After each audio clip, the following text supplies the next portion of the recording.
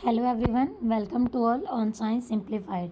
तो my dear students, जैसा कि आप सभी को अच्छे से पता है कि कल की क्लास में हमने हमारा जो चैप्टर नंबर 2 था is matter around us pure वो कंप्लीट कर लिया था। कंप्लीट इन द सेंस कि हमने जो चैप्टर की एक्सप्लेनेशन है वो अच्छे से समझ ली थी। और जिन बच्चों ने एक्सप्लेनेशन अच्छे से कर ली है मेरे साथ साथ, तो आज उनको ये क्वेश्चन आंसर हैं जो बहुत ईजी लगने वाले हैं। ठीक है बच्चे, जैसा कि लास्ट क्लास में मैंने आपको बताया था कि मैं एक क्लास सिर्फ़ और सिर्फ क्वेश्चन आंसर की लूँगी, जिसमें मैं आपको इन टेक्स्ट और एंड टेक्स्ट सभी क्वेश्चन एक ही क्लास में डिस्कस करेंगे।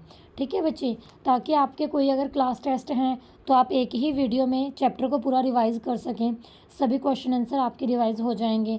आपकी नोटबुक ने कंप्लीट एक ही वीडियो देख लो, उसी में पूरा चैप्टर है, इन टेक्स्ट भी हैं एंड टेक्स्ट भी हैं, नोटबुक आप कंप्लीट कर लोगे। तो इसलिए एक वीडियो बनाई जाती है ताकि आप लोगों को कन्फ्यूज़न ना हो कि ये क्वेश्चन कहाँ है, वो क्वेश्चन कहाँ है। मे बी वीडियो आज थोड़ी लेंथी हो जाए, लेकिन आपने पूरी कंसंट्रेशन के साथ वीडियो देखनी है, हर एक क्वेश्चन ध्यान से देखना है। जिन बच्चों ने अभी तक वो चैप्टर वाली क्लासेस नहीं देखी, चैप्टर नंबर 2 पार्ट 3 है उसके 1 2 3, और डेली हमने बड़े अच्छे से चैप्टर को एक्सप्लेन किया था, 2 3 टॉपिक किए थे। ठीक है बच्चे, बड़ा इंटरेस्टेड चैप्टर है ये आपका। तो चलो अब शुरू करते हैं। सॉल्यूशन देखने से पहले आपने अपने माइंड में खुद देखना है कि आपको इसका आंसर आता है या नहीं आता है। सॉल्यूशन रिटन फॉर्म में मैं इसीलिए लेके आती हूँ कि ताकि आपको नोटबुक में फिर लिखने में प्रॉब्लम ना हो। औरली जब मैं बताती थी तो मुझे लगा कि शायद बच्चों को ये चीज़ की ज़रूरत है, अभी आप लोग छोटे हो। ठीक है, 10th तक बच्चों को होता ही है, 9th वालों को तो होता ही है, 10th में जाकर चलो थोड़ा फ़र्क पड़ भी जाता है। ठीक है बच्चे, तो चलो स्टार्ट करते हैं आज की क्लास। इन टेक्स्ट क्वेश्चन है हमारे पहले पेज नंबर जो स्टार्टिंग में शुरू में जो इन टेक्स्ट आया था वो है ये। ठीक है, तो क्वेश्चन है हमारे पास, what is mean by pure substance. Pure substance क्या होता है? अगर मैं हिंदी में बोलूँ शुद्ध पदार्थ क्या है, शुद्ध आप किसको कहोगे बच्चे? हमने जब चैप्टर शुरू किया तभी बताई थी ये डेफिनेशन।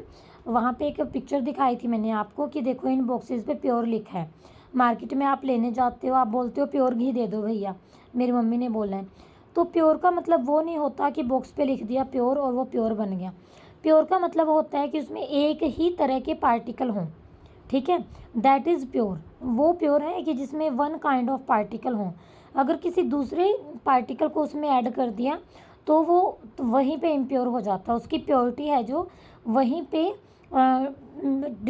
रिड्यूस हो जाएगी वो। ठीक है बच्चे, तो देखो क्या है सॉल्यूशन, देखो आपने कैसे लिखना है। Substance having single type of particle. ठीक है बच्चे, जो ऐसे सब्सटेंस होते हैं जिसमें सिंगल टाइप के पार्टिकल होते हैं उनको हम क्या बोलते हैं? Pure substance. एग्जाम्पल क्या है? जैसे हाइड्रोजन है, हाइड्रोजन होता है H2। ठीक है, तो हाइड्रोजन के ही हैं। अब वाटर है, वाटर का फॉर्मूला होता है H2O। H2O मतलब इसमें हाइड्रोजन है और ऑक्सीजन है, इनके सिवा और कुछ नहीं है। ये नहीं है कि वाटर के अंदर नाइट्रोजन ऐड कर दें। ठीक है, तो ये हमारे प्योर होते हैं। और जितने भी एलिमेंट्स हैं ना, जैसे हमने कल टॉपिक किया था ना एलिमेंट्स का, और कंपाउंड्स होते हैं जो हमारे एलिमेंट को मिला के बनाए जाते हैं, जैसे वो भी, तो वो भी क्या कंसीडर किए जाते हैं? प्योर कंसीडर किए जाते हैं। ओके बच्चे, समझ आया क्वेश्चन सभी को? उसके बाद सेकंड क्वेश्चन है हमारा, list the points of difference between homogeneous and heterogeneous mixture. ये हमने एक्टिविटी भी पढ़ी थी, फिर चैप्टर एक्सप्लेन किया, वहाँ पे भी आया था, बीच में क्वेश्चन भी बताया था। आज फिर एक बार सुन लो इसको कैसे लिखना है। देखो, सबसे पहले होमोजीनियस की बात करेंगे हम। होमोजेनियस मिक्सचर क्या होता है? Its constituents particle can not be seen easily. क्योंकि देखो बच्चे, होमोजीनियस का मीनिंग होता है कि particles are same throughout the solution. Homo word का मीनिंग ही सेम होता है। ठीक है, कि जहाँ पे जो पार्टिकल हैं सॉल्यूशन में थ्रू आउट द सॉल्यूशन, उनका यूनिफॉर्म डिस्ट्रीब्यूशन होता है, वो सेम होते हैं, मतलब जो हमें एक जैसा लगता है। जैसे पानी में आपने नमक घोल दिया तो क्या पानी का कहीं से कलर चेंज होगा या कहीं पे टेस्ट चेंज होगा? नहीं होगा ना। ट्राई भी कर सकते हो, कोई मतलब बड़ी बात नहीं है ये तो, कि इसमें कुछ रिस्की है। पानी में 1 चम्मच चीनी डाल के देख लो और उसको पी के देखो, फिर सेम टेस्ट होगा ना वो थ्रू आउट द सॉल्यूशन। ठीक है बच्चे, तो यहाँ पे क्या होता है, its constituents particle can not be scene. तो आपने जो उसके अंदर डाला है वो आपको दिखाई नहीं देगा। There are no visible boundary of separation in a homogeneous mixture. यहाँ पे कोई बाउंड्री नहीं होती कि अगर आपने चीनी डाली है ना पानी के गिलास में तो वो चीनी आपको कहीं अलग दिखेगी और पानी अलग दिखेगा। समझ रहे हो ना बात को, कॉन्सेप्ट को रियल लाइफ से कनेक्ट करके समझा करो। ऐसे रट्टे मारोगे ना, सोचोगे सिर्फ थ्योरी के रट्टे मार लें, फिर नहीं समझ आएगी, फिर तो ये बस रट्टे ही मारते रह जाओगे आप लोग। उसके बाद है it's constituents can not be easily separated. जो पार्टिकल हैं, अगर पानी में आपने शुगर को घोल दिया, फिर क्या आप उस शुगर को निकाल पाओगे? यानी कि पानी में जो आपने वो चीनी घोल दी, उस चीनी को क्या फिर बाहर निकाल लोगे? वो ऐसे कि ऐसे बाहर निकल जाएगी? नहीं निकल सकती बच्चे वो। एग्जाम्पल क्या है इसका? एलोए। एलोए होता है मेटल्स का मिक्सचर होता है। जब दो या दो से ज़्यादा मेटल नॉन मेटल को मिक्स किया जाता है, that is called alloy. Solution of salt in water, ठीक है, पानी के अंदर नमक घोल दिया, वही पानी के अंदर शुगर डाल दी, वही बात है। ठीक है बच्चे। नेक्स्ट है हमारे पास हेट्रोजीनियस। बस जो पॉइंट इसमें थे हेट्रोजीनियस में थोड़े से अलग होंगे। हेट्रोजीनियस में क्या होता है आपके पास? Its constituents particle can be seen easily. इसके पार्टिकल है हम आसानी से देख सकते हैं, क्योंकि हेट्रो का मीनिंग होता है डिफरेंट, अलग अलग। ठीक है बच्चे। तो यहाँ पे है जो पार्टिकल को मिक्स करते हैं वो पूरे सॉल्यूशन में अच्छे से मिक्स नहीं होते, वो अलग अलग पड़े होते हैं। पार्टिकल इजीली सीन भी होते हैं, इजीली सेपरेटिव भी हो सकते हैं वो। ठीक है। और यहाँ पे ये देखो, have visible boundaries of separation between the constituents. यानी कि जो वो पार्टिकल है ना, कंस्टिट्यूएंट्स वर्ड का मीनिंग यही होता है जिससे वो मिलके बना है, तो उसकी जो बाउंड्री है वो विजिबल होती है, हमें दिखाई देती है कि यहाँ पे ये है और यहाँ पे ये है।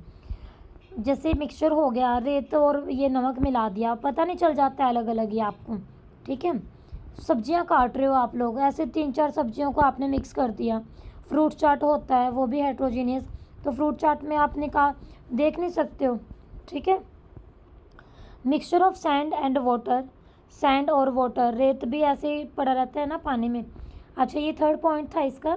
Its constituents can be separated by simple method. तो सिंपल मेथड से इसके जो पार्टिकल्स हैं हम उनको क्या कर सकते हैं बच्चे? सेपरेट कर सकते हैं। उसके बाद है, ये आगे भी सेम क्वेश्चन आया था ना होमो हेट्रो वाला, तो आपने सेम ही करना है इसका। ठीक है जी। नेक्स्ट है हमारे पास, how are sol, solution and suspension different from each other. ठीक है, हमने बताना है जो आपका सोल होता है, जो आपका सॉल्यूशन होता है, एंड थर्ड जो सस्पेंशन होता है। पूरे चैप्टर का जो मेन वो था मतलब पॉइंट ऑफ कंसंट्रेशन मैं बोलूँ, या आपके लिए सबसे इम्पोर्टेंट चीज़, तो यही 3 पॉइंट थे। अब कई बच्चे तो सोल में ही कंफ्यूज हो जाएंगे कि सोल तो हमने कहीं पढ़ा नहीं। पढ़ा था बच्चे, याद करो, कोलॉइड को ही सोल बोलते हैं। ठीक है। तो आपने यहाँ कोलॉइड, सॉल्यूशन और सस्पेंशन इनमें ही बताना है। और इसके लिए मैंने एक शॉर्ट है जो चैनल पर अपलोड भी कर दी है, आज सुबह अपलोड की थी मैंने, वो मैंने टैबुलेट फॉर्म में की है। क्योंकि पेपर में जब ये क्वेश्चन आ जाए ना आपका, और मान लो 4 मार्क्स में आ गया, 5 में आ गया, 5 मार्क्स में आने का क्वेश्चन है ये।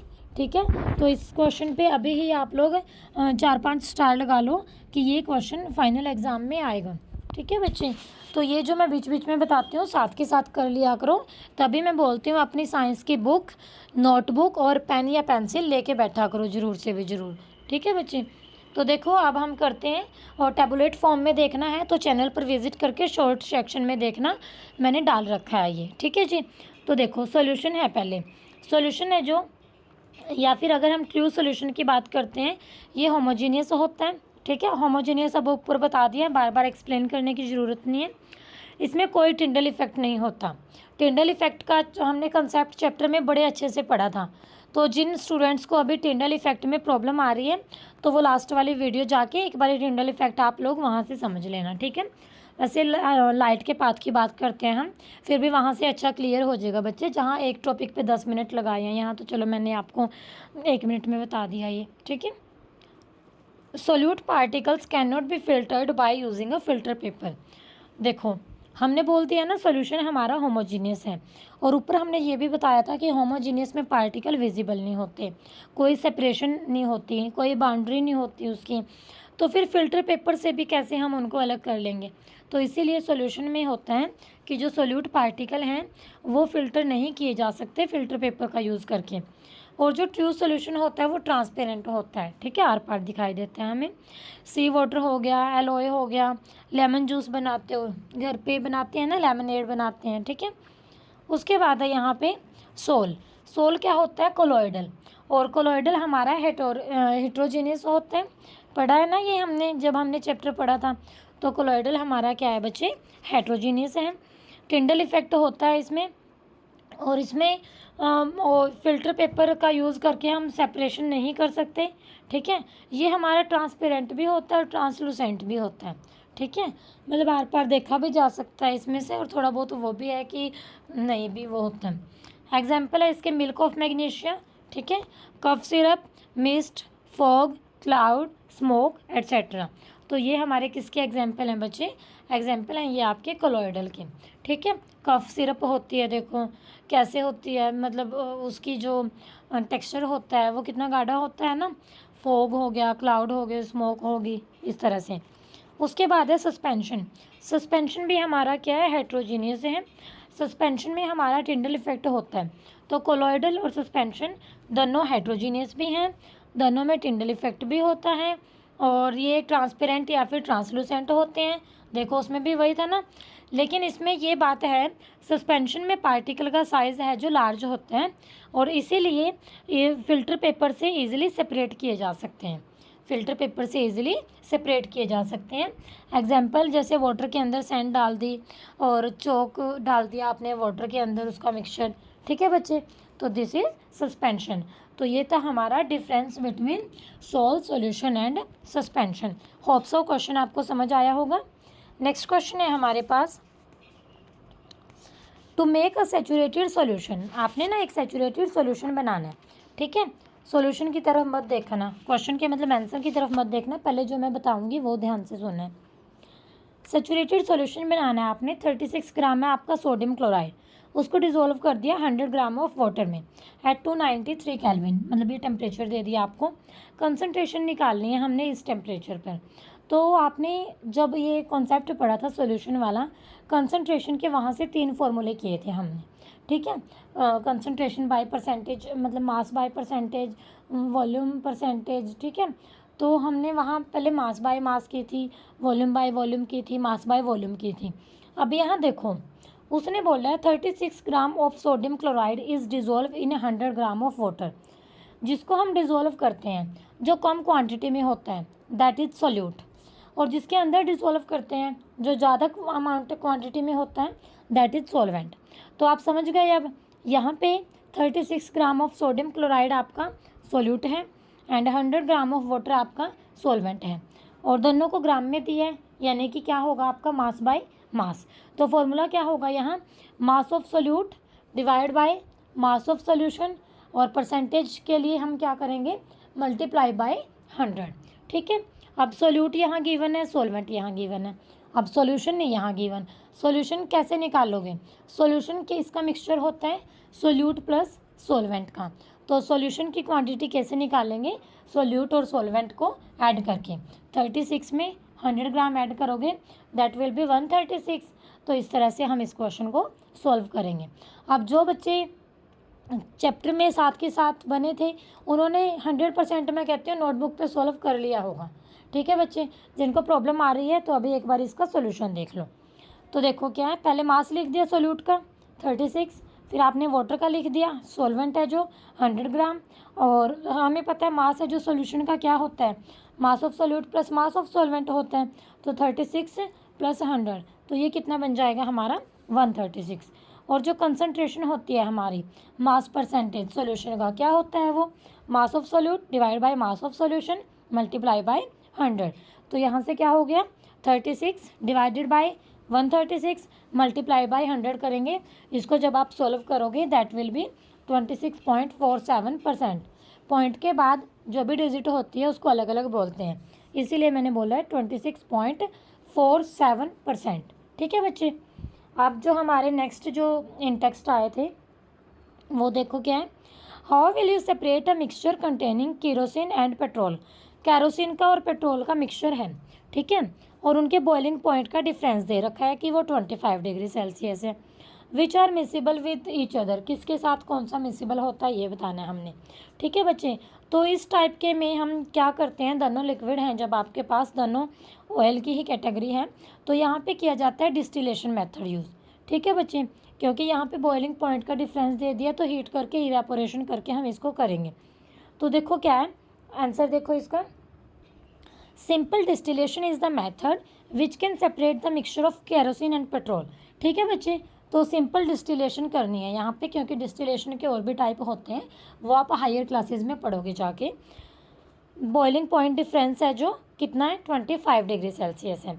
तो कैसे करते हैं, देखो इसको सिंपल डिस्टिलेशन को, मेथड क्या है ये, आपने लेना है एक डिस्टिलेशन फ्लास्क, वहाँ पे मिक्सचर होगा केरोसिन का एंड पेट्रोल का, उसको लिया जाता है। ठीक है, तो जो मिक्सचर है उसको हीट करते हैं, स्लोली करते हैं पहले, और टेम्परेचर को रिकॉर्ड कर लेते हैं थर्मोमीटर की हेल्प से। जो पेट्रोल है देखो इसका बॉइलिंग पॉइंट है जो कितना वो करता है 70 से लेके 1200 तक राइज करता है। तो इसको वेपराइज करो पहले, और टेम्परेचर इसका कुछ टाइम के बाद कांस्टेंट हो जाएगा।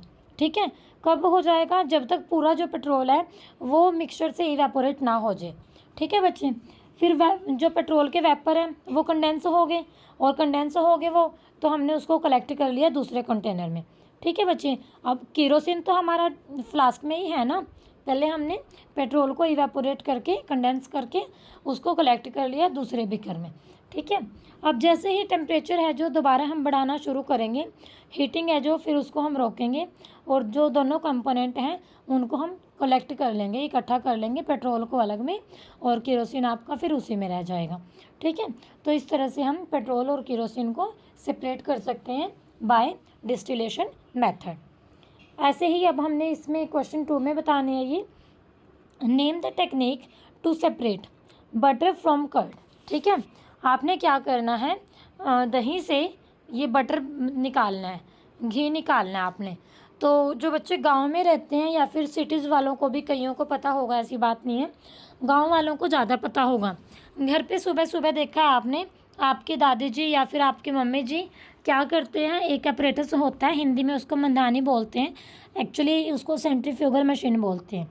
ठीक है, वो लगा देते हैं, मतलब रात को वो दूध को रखते हैं, ठीक है, उसकी दही जम जाती है, दही में वो लगा देते हैं। उसको लगाने के बाद वो है जो पूरा जब अच्छे से उसको सेपरेट कर देगा, मतलब वहाँ पे नीचे है जो एक मिक्सचर रह जाएगा लिक्विड, जिसको हम लस्सी बोलते हैं, और ऊपर आपका बटर आ जाता है। ठीक है, यानी कि वो दही से बटर इस तरह से निकलता है। तो कौन सी मशीन होती है, सेंट्रीफ्यूगल, इसीलिए इस मेथड का नाम क्या होता है, सेंट्रीफ्यूगल मेथड। सेकंड बोला है सॉल्ट फ्रॉम सी वाटर, ये इवेपोरेशन से ही होता है बच्चे, आपका सॉल्ट है जो सी वाटर से सेपरेट किया जाता है, क्योंकि जो वाटर वेपराइज हो जाता है और फिर पीछे क्या रह जाता है, वहाँ पे सॉल्ट रह जाता है। नेक्स्ट है आपका कैम्फर फ्रॉम सॉल्ट। ठीक है, कैम्फर को सॉल्ट से अलग करते हैं सब्लिमेशन मेथड से। 8th क्लास में भी पढ़ा है ये आपने, सब्लिमेशन क्या होता है, सॉलिड आपका डायरेक्टली गैस में चेंज होता है without going in liquid state, liquid state में नहीं जाता, वो डायरेक्ट गैस में चेंज हो जाता है। 8th में क्या भी शायद 9th में भी फर्स्ट चैप्टर में भी पढ़ा था आपने। ठीक है, तो कैम्फर है जो सोल्ट से कैसे सेपरेट करते हैं, सब्लिमेशन मेथड से। सब्लिम जब हम कैम्फर को करते हैं तो वो वेपर में चेंज हो जाता है और पीछे आपका साल्ट है जो वो बच जाते हैं। ओके बच्चे, क्लियर हो गया क्वेश्चन ये सभी को। क्वेश्चन 3 है हमारे पास, what type of mixtures are separated by the technique of crystallisation. तो जैसे एक क्रिस्टलाइजेशन मेथड होता है ना, क्रिस्टल बनाते हैं उसके, फिर उसको सेपरेट करते हैं, तो कौन से मिक्सचर के लिए यूज़ किया जाता है, तो इसकी कंडीशन होती है बच्चे कि वो मिक्सचर कौन सा होता है। तो जो क्रिस्टलाइजेशन मेथड है इसको यूज़ किया जाता है for the purification of those mixture which contain, जिसके अंदर या तो इनसॉल्युबल या फिर सॉल्युबल इम्प्योरिटी हो। ठीक है, जो इम्प्योरिटीज़ हैं, जो अशुद्धि हैं, या तो वो घुली हुई हों या फिर ना घुली हुई हों, दोनों तरह के लिए यूज़ किया जाता है। और उसका नेचर है जो क्रिस्टलाइन नेचर होना चाहिए। ठीक है बच्चे, और उसको हम ये भी है कि फिल्ट्रेशन से सेपरेट ना हो वो, ठीक है, तब क्रिस्टलाइजेशन कर सकते हैं, क्योंकि कुछ इम्प्योरिटीज सॉल्युबल होती हैं। ठीक है बच्चे, उसके बाद है classify the following as chemical और फिजिकल चेंज। हमने बताना है कि किस में यहाँ पे केमिकल चेंज होता है, किस में यहाँ पे फिजिकल चेंज होता है।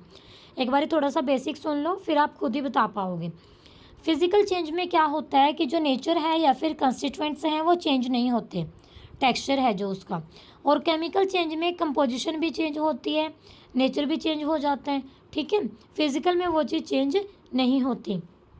थोड़ा सा देखो मैं आइडिया देती हूँ आपको, जैसे कटिंग ऑफ ट्रीज़ है, ट्री को कट कर दिया, ठीक है। तो जो ट्री पहले था वो, मान लो वो कोई मतलब ये लगा लो नीम का पेड़ था, कट होने के बाद भी वो रहेगा तो नीम का पेड़ ही ना। ये तो नहीं कि वो आपका बरगद का बन जाएगा, पीपल का बन जाएगा। उसकी पत्तियां अगर कड़वी थी, कट कर दी तो भी तो वो पत्तियां कड़वी ही हैं। ठीक है बच्चे।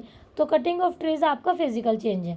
Melting of butter in a pan, butter को आपने मेल्ट कर दिया, थोड़ी देर बाद उसको छोड़ दोगे, अगर सर्दियों का मौसम है तो वो दोबारा से बटर ही बन जाएगा। जो अपनी स्टेज से वापस आ जाते हैं ना, वो भी एक फिजिकल चेंज का ही वो है, मतलब प्रॉपर्टी है। ठीक है।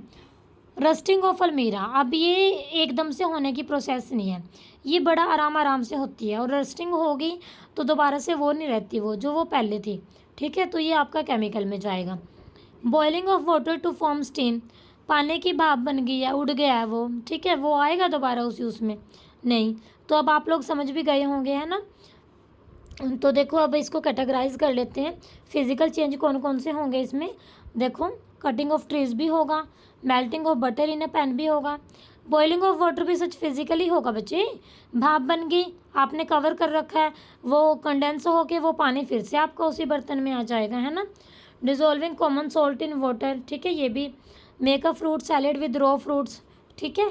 तो फ्रूट का टेस्ट तो वही रहेगा ना, चाहे उसको कट कर दिया या फिर उसको ऐसे ही खा रहे हो।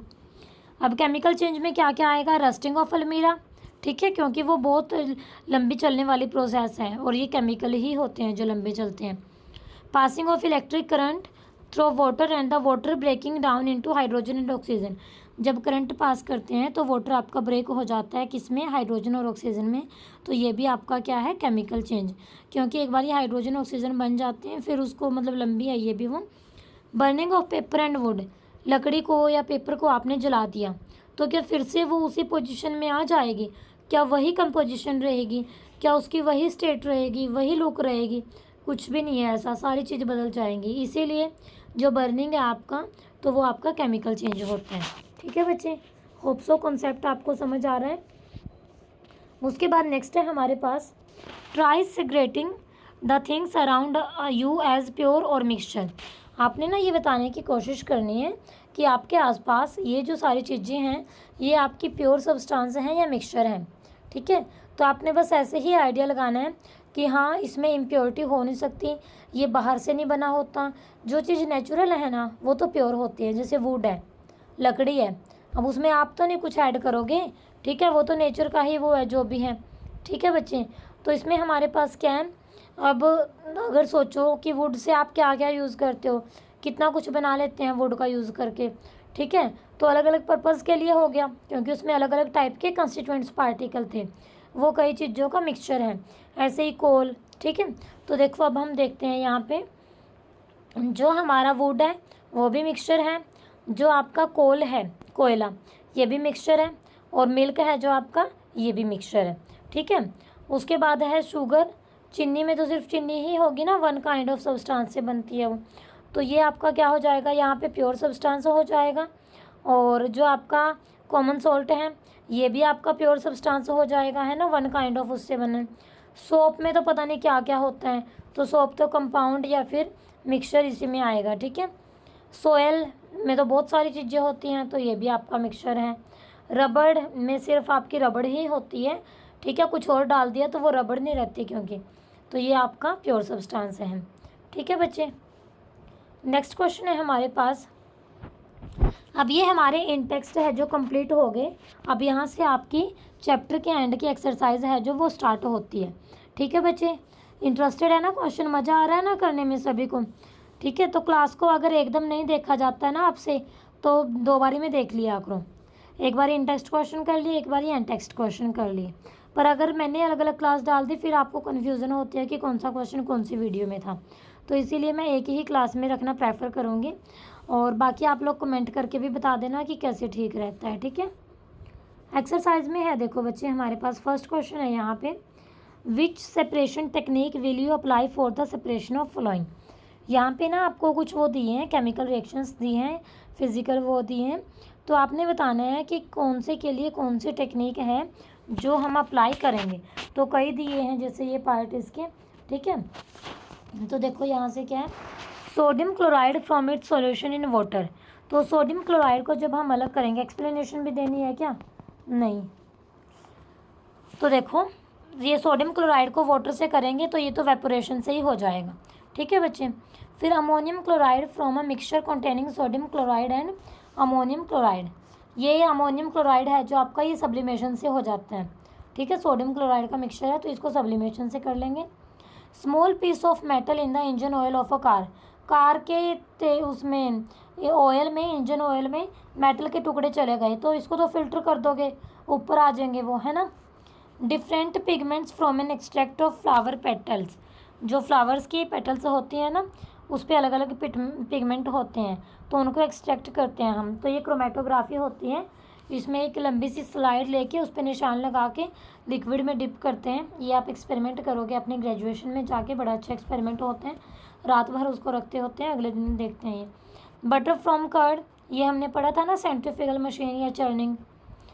टी लीव्स फ्रॉम टी, आपने क्या करना है, ये चाय पत्ती होती है जो, वो है ये, तो वहाँ से आपने चाय को अलग करना है। तो ये होता है आपका डिसेंटेशन मेथड होता है। ये आप सिर्फ मेथड के नेम याद कर लेना इसके लिए। ठीक है बच्चे। आयरन पेंस फ्रॉम सैंड, जो चीज़ आपको लगता है ना ऐसे हाँ हाथ से उठा के निकालने वाली है तो उसको तो फिल्ट्रेशन ही आएगा उसका। ठीक है। व्हीट ग्रेन फ्रॉम हस्क, तो ये आपका होता है मैग्नेटिक सेपरेशन। ये व्हीट ग्रेन वाला, हस्क वाला, तो ये मैग्नेटिक सेपरेशन कंबाइन के अंदर हो जाती है। मैंने इसके लिए आपकी वो प्रैक्टिकल भी डाल रखी है चैनल पे, शॉर्ट में विजिट करना, वीडियो भी है। Fine mud particle suspended in water, ये व्हीट ग्रोन फ्रॉम हस्क तो आपका ये हो गया, सॉरी, विनोइंग वाली प्रोसेस है ये तो। मैग्नेटिक सेपरेशन तो ये आयरन पिंस फ्रॉम सैंड वाला हो गया बच्चे। ठीक है। उसके बाद है fine mud particle suspended in water, ये आपका हो जाएगा कोगुलेशन या फिर डिसेंटेशन। तो डिसेंटेशन एक तो आपका ये ऑयल फ्रॉम वाटर का था और ये टी लीव्स वाला भी आपका फिल्ट्रेशन था। ठीक है। तो ये देख लेने हैं एक बार अच्छे से, इनको कर लेना। इंपॉर्टेंट क्वेश्चन है ये, आएगा क्वेश्चन आपका, उसमें आने के चांस रहते हैं इस टाइप के क्वेश्चन एमसीक्यू में। Right the steps you would use for making tea, use the words. देखो आपने बनानी है चाय और आपने मेथड लिखने हैं कि पहले हम क्या लेंगे फिर क्या लेंगे। तो क्लास में जो गर्ल्स बैठी हैं अभी उनको तो पता होगा और बॉयज़ को भी पता होगा, क्योंकि चाय बनाना तो इतनी कोई लंबी चौड़ी बात नहीं है। एक बारी मैं सिंपल बताती हूँ आपको। सबसे पहले आपको वाटर लेना होता है पैन में, उसको आपने गर्म करना होता है, फिर उसमें डालते हैं शुगर। ठीक है। और उसको बॉयल करते हैं, साथ में उसमें टी लीव्स डालते हैं। तो देखो यहाँ वर्ड दे रखे हैं, उनका यूज़ कर रहे हैं बस हम। सोलवेंट यहाँ आपने वाटर लिया, सॉल्यूट में आपका यहाँ पे ये शुगर आ गया, और फिर उसने और भी वर्ड दे रखा है क्या टी से रिलेटेड, नहीं ऐसा कोई भी नहीं दे रखा है। सो वो डाल दिया आपने, फिर आप उसको डिज़ोल्व हो जाएगा वो अच्छे से। आप लोग उसको क्या करोगे, बॉयल करोगे। बॉयल करने के बाद उसको लास्ट में क्या करते हैं हम, लास्ट में हम फ़िल्टर करते हैं ना उसको। जैसे पूरी बॉयल वो हो जाती है, उसके अंदर मिल्क ऐड करके फ़िल्टर करते हैं। टी स्ट्रेनर जो आपका होता है, छलनी जिसको बोलते हैं, और उसके ऊपर फिर आपका रेजिड्यू रह जाता है। ठीक है बच्चे। एक बारी थोड़ा सा इंग्लिश भाषा में देख लो अब इसको, क्योंकि मैंने तो सिर्फ ये है कि आपके माइंड में फ़िट कर दिया कि ये ऐसे ऐसे करना है। लिखने का तरीका यहाँ से है। ठीक है। तो देखो क्या है, टेक सम वाटर, जो आपका सॉल्वेंट की तरह काम करेगा, in a pan and heat it. Second step है आपका ऐड सम शुगर, जो सोल्यूट है आपकी, and boil to dissolve the sugar completely. The obtained homogeneous mixture is called solution, क्योंकि उसने सॉल्यूशन वर्ड भी दे रखा था तो बताना है वो कहाँ आएगा। उसके बाद है ऐड टी लीव्स, और टी मतलब जिसको बोलते हैं, in the solution and boil the mixture. फिर फोर्थ है आपका now add milk and boil again, milk add करके फिर से बॉयल करते हैं ना। और फिर फिफ्थ है आपका filter the mixture through the tea strainer and collect the filtrate और सोल्यूबल सब्सटेंस। जो सोल्यूबल है आपका, ठीक है, जो फिल्ट्रेट है वो तो आपका चाय बन गई जो आपकी कप में आ गई है, जो आपने अभी पीनी है। और जो इनसोल्यूबल है वो है आपके टी लीव्स, वो आपके रेजिड्यू है जो आपकी जो आपका स्ट्रेनर है उसके अंदर बच जाएगी। ठीक है बच्चे। तो इस तरह से इन वर्ड्स का यूज़ करके हमने, ये है जो हमने स्टेप्स बता दिए। उसके बाद थर्ड क्वेश्चन है हमारे पास, Pragya tested the solubility of 3 different substances at different temperature. Pragya ने क्या किया, सोलिबिलिटी है जो 3 डिफरेंट सब्सटेंसेस की, वो चेक करी 3 डिफरेंट टेम्परेचर पे, और डाटा को उसने कलेक्ट किया। देखो क्या है वो डाटा उसका, ये बोल रहा है कि result are given in the following table as gram of substance dissolve in 100 gram of water. तो ये बोल रहा है बच्चे रिजल्ट है जो नीचे टेबल में दे रखा है, ये मतलब जो ए बी पॉइंट दे रखे हैं आपको ये है, क्योंकि इसमें क्या किया है हमने कुछ ग्राम सब्सटेंस को डिजोल्व किया है 100 ग्राम ऑफ वाटर में सैचुरेटेड सॉल्यूशन बनाने के लिए। तो देखो यहाँ पे क्या है, पहले ए में वो बोल रहा है कि what mass of potassium nitrate would be needed to produce a saturated solution of potassium nitrate in 50 gram of water at 313 kelvin. Hindi में बताती हूँ, देखो ये क्या कह रहा है यहाँ पे, ये बोल रहा है कि पोटेशियम नाइट्रेट के कितने मास की हमें ज़रूरत है, कितना पोटेशियम नाइट्रेट चाहिए हमें कि हमारे पास एक सैचुरेट सॉल्यूशन बन जाए। किसका बन जाए कि जैसे हम वाटर के अंदर 50 ग्राम पोटेशियम नाइट्रेट डालते हैं तो क्या मास हमने लिया होगा मतलब उसका, ठीक है बच्चे। और सेकंड में फिर वो क्या बोल रहा है आपको, Pragya makes saturated solution of potassium chloride, ठीक है, वो ऊपर वाला था पोटेशियम नाइट्रेट का था, ये था पोटेशियम क्लोराइड का 353 केल्विन पे and leaves the solution to cool at room temperature. What would she observe as the solution cool, ठीक है, तो वो क्या ऑब्जर्व करेगी जब सॉल्यूशन है जो कूल होगा।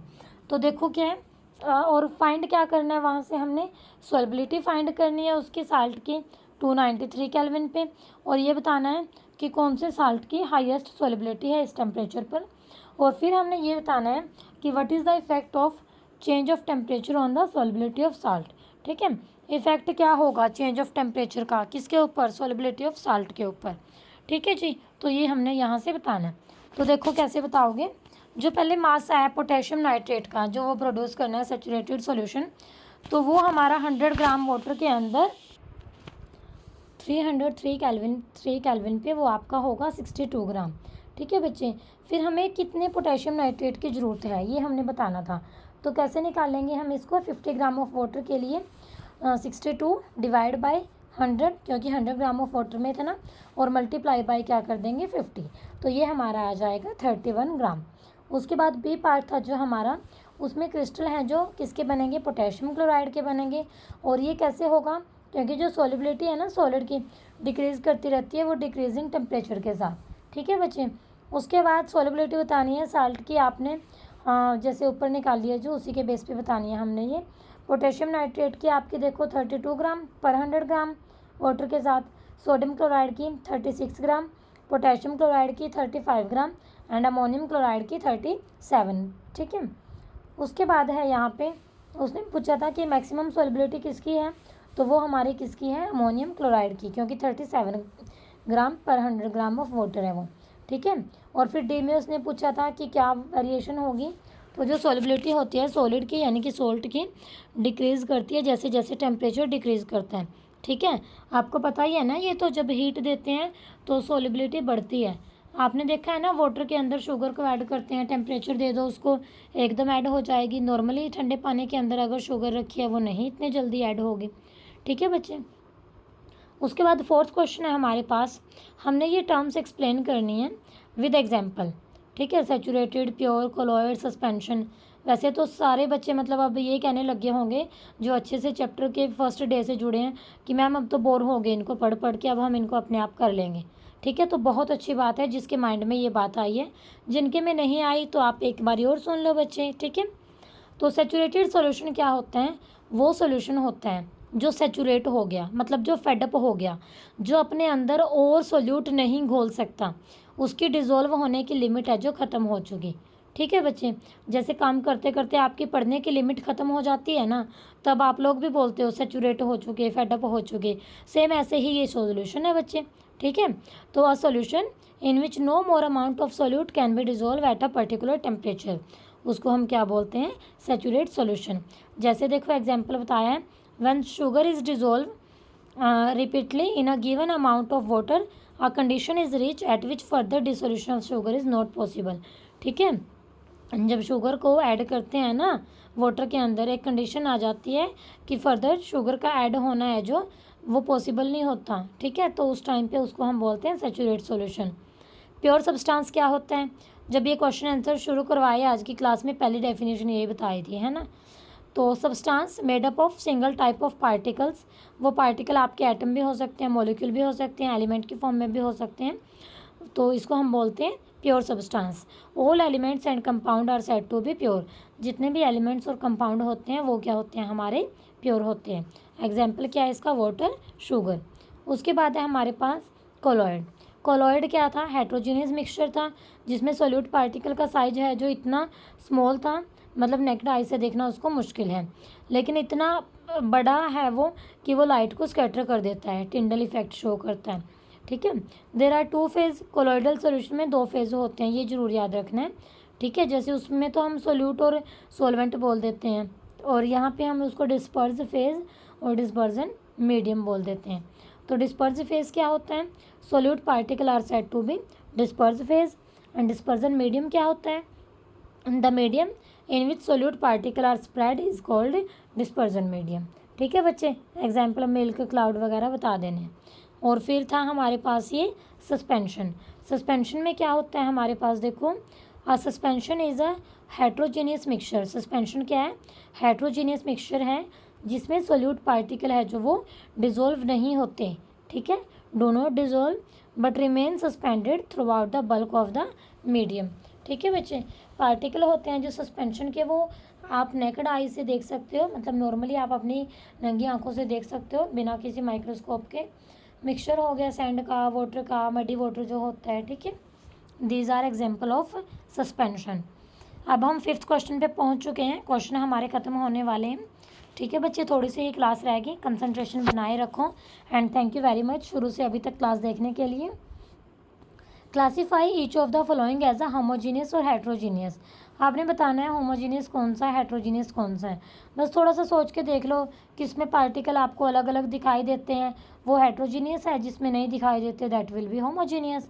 जैसे एयर है homogeneous, soda water homogeneous, vinegar homogeneous, filtered T है तो वो आपकी होमोजीनियस है। ओके। उसके बाद है हमारे पास जो बाकी बच गई है हेट्रोजीनियस के हैं आपके, वुड वगैरह, सोइल वगैरह, कई मिक्सचर होते हैं ना इसके अंदर। नेक्स्ट है हमारे पास, how would you confirm that a colourless liquid given to you is pure water. Colourless liquid दे दिया, मतलब उसका कोई कलर नहीं है, तो क्या हमेशा आप उसको प्योर वाटर बोलोगे या फिर आप उसको चेक करके देखोगे। तो अगर कलरलेस लिक्विड है ना, वो एट शार्प 100 डिग्री सेल्सियस पर बॉयल होता है, तब हम कहेंगे ये प्योर वाटर है। अगर वो उससे पहले या उसके बाद बॉयल हुआ है ना, तो वो फिर प्योर वाटर नहीं है। ठीक है, क्योंकि हमने लास्ट चैप्टर में ये चीज़ पढ़ी है ना, मैटर वाला चैप्टर किया था, हमने पढ़ा था ना कि वाटर का जो बॉइलिंग पॉइंट है वो 100 डिग्री सेल्सियस होता है। ठीक है बच्चे, नेक्स्ट है हमारे पास, which of the following materials fall in the category of pure substance. Pure substance की कैटेगरी बतानी है, वही वन काइंड ऑफ उससे बने हैं, जो आइस होगा आपका, आयरन होगा यहाँ पे, और फिर मिल्क तो नहीं आएगा प्योर में, ये तो मिक्सचर में आएगा ना। उसके बाद हाइड्रोक्लोरिक एसिड, ये भी नहीं आएगा क्योंकि इसमें हाइड्रोजन होगी, क्लोरीन होगी। कैल्शियम ऑक्साइड आएगा आपका प्योर में। ठीक है, मरकरी आएगा आपका प्योर में, और ब्रिक ईंट भी नहीं होगी, वुड लकड़ी भी प्योर नहीं होगी, मिक्सचर है, और एयर। ठीक है, नहीं। तो मिल्क आपका कोलॉइड है क्योंकि इसमें हेट्रोजीनियस मिक्सचर है। हाइड्रोक्लोरिक एसिड है जो, ये भी आपका मिक्सचर है, और हाइड्रोजन क्योंकि इसमें हाइड्रोजन क्लोराइड है जो गैस है, और दूसरा आपके पास क्या है यहाँ पे, वाटर है। ठीक है बच्चे, उसके बाद 8th क्वेश्चन है हमारे पास, identify the solution among the following mixture. ठीक है, हमने यहाँ पे बताना है, सॉल्यूशन बताने हैं इन मिक्सचर्स में कौन कौन से होते हैं। तो ये दे रखे हैं, देखो इसको कैसे लिखोगे। अच्छा, यही बताना है कि कौन सा सॉल्यूशन कौन सा है। एक मिनट, मुझे एक बार क्वेश्चन दोबारा देख लेने दो। Identify the solution among the following mixture, बस सॉल्यूशन ही आइडेंटिफाई करने हैं, कौन सा होमोजीनियस है कौन सा हेट्रोजीनियस। ऊपर इतना तो कर चुके, जो सी वाटर है, एयर है, सोडा वाटर है, होमोजीनियस हो गया, और कोल सोयल आपकी हाइड्रोजीनियस होगी। ठीक है, उसके बाद है देखो क्वेश्चन नंबर 9 है आपका, विच of the following will show Tyndall effect. Tyndall effect कौन शो करते हैं, जो आपके कोलॉइडल सस्पेंशन होते हैं वो तो आपके शो करते हैं, जो सॉल्यूशन होते हैं वो शो नहीं करते। तो यहाँ पे देखो, जो आपका है मिल्क और जो स्टार्च, ये तो आपका शो करेंगे क्योंकि ये दोनों आपके कोलॉइड हैं। याद रखना बच्चे, मिल्क भी और स्टार्च भी, ये दोनों क्या होते हैं, कोलॉइड होते हैं। और जो आपका ये सोल्ट सोल्यूशन हो गया, ये आपका सोल्यूशन बन जाता है। कॉपर सल्फेट भी सोल्यूशन बन जाता है, और सोल्यूशन है जो टिंडल इफेक्ट शो नहीं करते।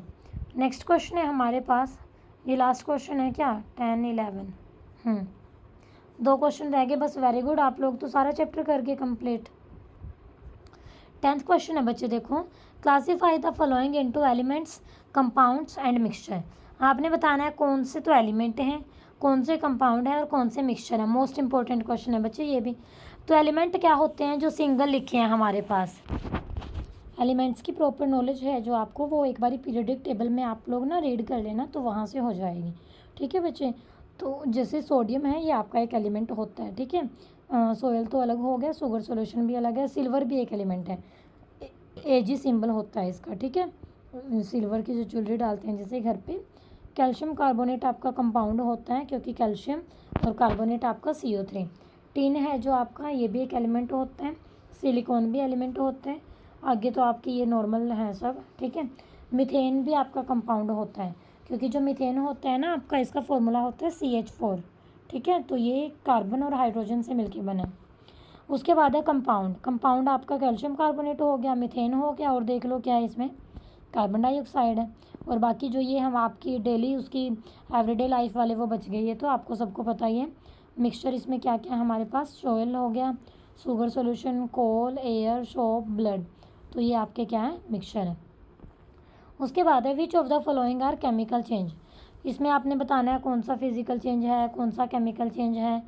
या फिजिकल नहीं बताना, फिजिकल नहीं बताना, आपने सिर्फ केमिकल चेंज ही बताना है।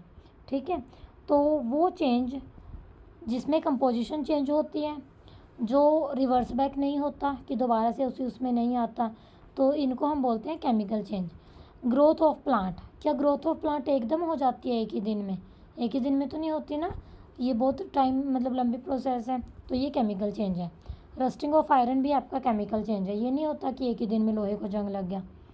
Mixing of iron, filling and sand, ये केमिकल चेंज नहीं है। ठीक है, इनको हम मिक्स भी कर सकते हैं और सेपरेट भी कर सकते हैं। कुकिंग ऑफ फूड, ये भी ये नहीं है कि कोई 2 मिनट का काम है। और कंपोजिशन भी चेंज होती है ना, जैसे पहले आटा कुछ और था फिर कुछ और बना, तो कुकिंग होता है जो आपका, ये भी क्या होता है, chemical change. Digestion of food, obvious सी बात है, फूड बाहर कुछ था, बॉडी के अंदर जाके कुछ बन गया, तो ये भी आपका क्या है, केमिकल चेंज है। Freezing of water, water freeze हो गया लेकिन उसको बाहर रख दो फिर से वाटर बन जाएगा, ये आपका क्या है, फिजिकल चेंज है, फ्रीजिंग ऑफ वाटर है जो।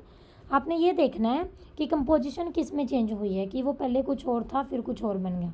ठीक है, एंड बर्निंग ऑफ कैंडल, ये भी आपका केमिकल चेंज होता है, क्योंकि बर्निंग होने के बाद वो वैक्स बन जाती है ना। ठीक है बच्चे, क्योंकि यहाँ पर जो केमिकल कंपोजिशन होती है सब्सटेंस की, वो आपकी क्या हुई है, चेंज हुई है। तो ये आपका लास्ट क्वेश्चन था एक्सरसाइज का। तो ये आज हमने काफ़ी मतलब क्वेश्चन अच्छे से डिस्कस कर लिए हैं। चैप्टर एक तरह से आपका फिर से रिवाइज हो गया, ये चैप्टर का एनालिसिस भी था, क्योंकि मैंने सीधा आपको क्वेश्चन आंसर नहीं रीड किए, साथ के साथ जो टॉपिक से क्वेश्चन था उसको पहले एक्सप्लेन भी किया है। ठीक है बच्चे, और मैं उम्मीद करती हूँ कि चैप्टर आपको समझ आया है एंड क्वेश्चन भी आपको समझ आए होंगे फिर तो ज़रूर। तो जिन्होंने चैप्टर की वीडियो नहीं देखी ना, वो बच्चे पहले जाके चैनल पे विज़िट करके 9th साइंस चैप्टर 2, ठीक है, वो वाली जो प्लेलिस्ट है वहाँ पे 3 वीडियो में चैप्टर आपका, तो वो ज़रूर देखना। और जिन्होंने फर्स्ट चैप्टर नहीं देखा तो वो भी ज़रूर देखना। ठीक है बच्चे, कोई भी आपको प्रॉब्लम आती है, कोई भी क्यूरियोसिटी है, कोई भी सजेशन देना है, तो आपने कमेंट बॉक्स में बता देना। ठीक है बच्चे, उसके बाद फिर भी और आपने कोई सजेशन देना है कि मैम हमें ऐसे नहीं ऐसे कराओ, हाँ आपका कोई क्लास टेस्ट है, पर्टिकुलर आप कोई चैप्टर की वीडियो चाहते हो, पर्टिकुलर आप कोई क्वेश्चन चाहते हो, ठीक है, कि मैम प्लीज़ आज ये क्वेश्चन डाल दो, तो कमेंट बॉक्स में कमेंट कर देना। तो कोई प्रॉब्लम नहीं है बच्चे, मतलब सब आपके अकॉर्डिंग होगा, कोई दिक्कत नहीं है। ठीक है बच्चे, बस आपने ये करना है कि क्लास को अच्छे से देखा करो, फर्स्ट टू लास्ट हर एक क्वेश्चन, हर एक बात को ध्यान से सुना करो। ठीक है जी, जो बच्चे चैनल पर आज पहली बार आए हैं, पहली बार ये चैनल देखा है, तो आप लोग बिल्कुल सही जगह पे आए हो, सही प्लेटफॉर्म है। यहाँ पे 9th क्लास की साइंस के पूरा सिलेबस करवाया जाएगा, हर एक चैप्टर को ऐसे ही एक्सप्लेन किया जाएगा, क्वेश्चन आंसर भी ऐसे ही सारे करवाए जाएंगे, इन टेक्स्ट एंड टेक्स्ट, और बीच बीच में जैसे न्यूमेरिकल होते हैं वो शॉर्ट बनाकर भी डाले जाएंगे।